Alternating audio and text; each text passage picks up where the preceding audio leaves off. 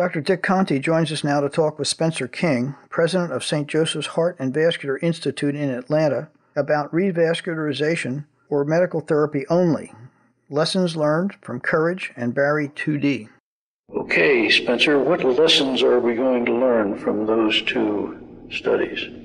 Well, those two studies, of course, are the pivotal ones that have focused attention on stable ischemic heart disease, which is being considered now in new updated guidelines and everything. Of course, there's great interest in this whole area of cost containment and not, being appropriate in what we do and all that kind of thing, trying to understand which patients really benefit. We know that intervention benefits tremendously acute infarct patients. We know it benefits acute syndrome patients in the question, and it benefits greatly people with ischemia that is causing symptoms that they can't tolerate.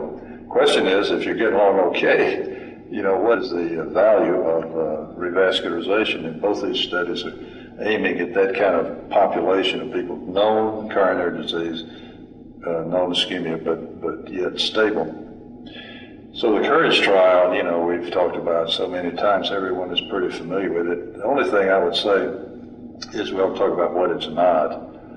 It's not a straight-up comparison of medical therapy versus stenting. It's a trial of people with stable disease who've had cath, they've had workup, they've had stress testing. We know a lot about them. And we've agreed, the investigators have agreed, that it's suitable to treat them medically, or it's suitable to go ahead with revascularization. So that's the framework, and what it showed was that overall there was no benefit in terms of primary outcomes for revascularization initially, as opposed to just waiting it out and treating them medically, optimally, but then doing revascularization only if needed. So the way I phrase that is, it's either stent them now routinely or stent them only if needed in follow-up. And it turned out in follow-up a third of them did get stented, and that was for cause. And when you add all that together, there was no net advantage one way or the other if you treated them initially with stenting or if you treat them later. So that's kind of what Courage is, and of course the one point of Courage that was not in the main trial was this ischemia sub-study, nuclear study looking at patients who had intervention, and of course those who had intervention had a greater relief of ischemia than the ones who didn't, and some points have been made that those patients who are significantly ischemic, if you can make any estimate of this whole process, just as you showed in the ACCEL pilot way back there, that if you have ischemia, you have a chance to benefit the patient. If you eliminate it, if you've got a lot of ischemia, you have a much greater chance of benefiting the patient than if you don't have much.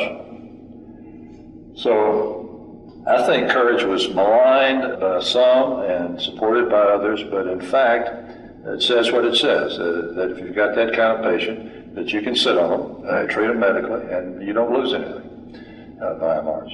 Let's say you stent somebody immediately, and you continue medical therapy, of course, on all of these patients. You're not just stenting them and doing nothing else. And the other group of patients randomized receive medical therapy for, let's say, 5, 6, 7 months, and then they become more symptomatic, and then they go on to angioplasty and stenting. Is there any difference in cost in the two groups? Has anybody looked at that? I'm sure somebody. Oh yeah. There was a cost analysis in Courage, and the cost analysis came out in favor of the provisional stenting, or I call it provisional stenting, the medical therapy group, the group that didn't have, because you didn't absorb those upfront costs. And there were repeat procedures in the ones who had initial stenting as well. Sure. So overall, the cost analysis was in favor of a more conservative approach. Okay, sorry to interrupt you, but I needed to know that. Yeah. Barry 2D is the other trial testing whether medical therapy or intervention is really important. And the intervention in this trial is either intervention. It's either interventional therapy with, in this case, stents, or bypass surgery. Mm-hmm. And it's the comparison of those interventions together against medical therapy only as an initial strategy. one aspect of the randomization was intervention, which included coronary bypass surgery and a PCI stent, and the other arm was medical therapy, without any intervention. So that's the confusing part to some people about the Barry 2D. It's not surgery versus angioplasty, surgery versus stents. It's interventions versus not interventions. The instructions, though, that we gave to investigators was based on the original Barry trial, which showed that multivessel, most the severely diseased patients did better with surgery, less severely diseased patients did okay with that. Those with diabetes. Yeah, with diabetes. So there was some instruction given to whether you put people in the stratum of surgery versus medical therapy, or in the stratum of stenting versus medical therapy. That's what we called them, two different strata. And that was predetermined at the time of randomization. So the patient is eligible, they've got stable ischemic heart disease, they've got diabetes. Before they're randomized, before they've given informed consent, the decision is made. This is a patient, if we do an intervention, it should be surgery. Or if we do an intervention, it should be medical therapy. And that's how they got enrolled. Now, given that, overall, cutting to the chase, the study showed that either the medical therapy group or the intervention group came out the same. So there was no advantage of revascularization found in the overall group. But we were very curious about this relative to the extent of disease.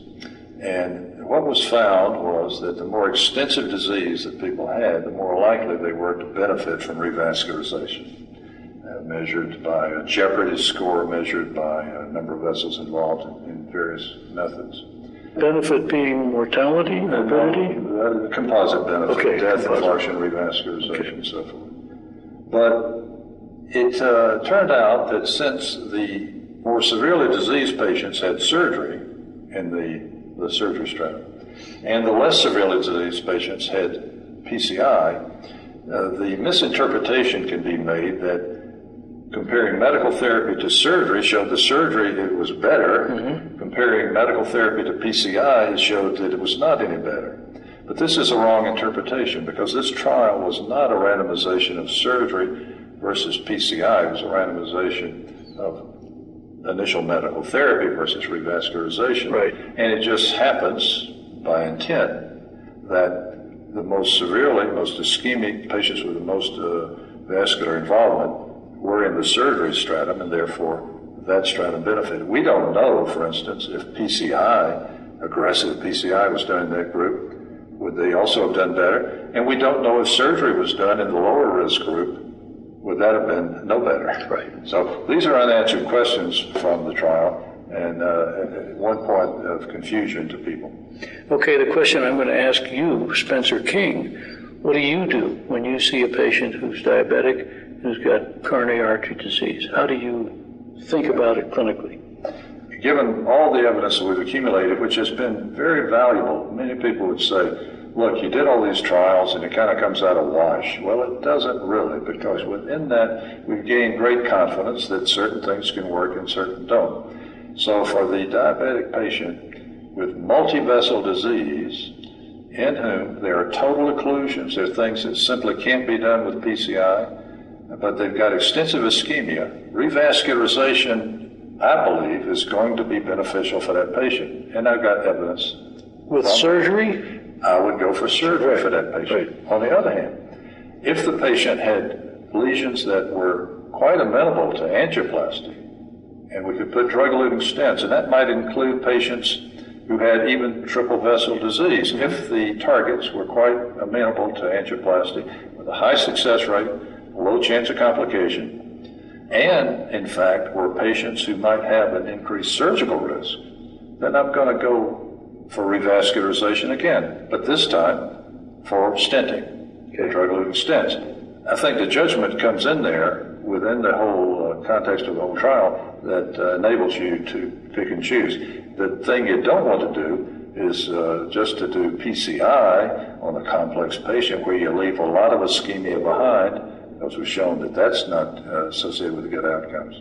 And on the other hand, you don't want to recommend surgery in a patient in whom PCI could be accomplished with a very low risk and by a surgical risk that you didn't need to buy into in the first place. Okay, who would you put in the medical arm? I would put into the medical arm all the patients who are stable, have got controlled disease, who have little ischemia.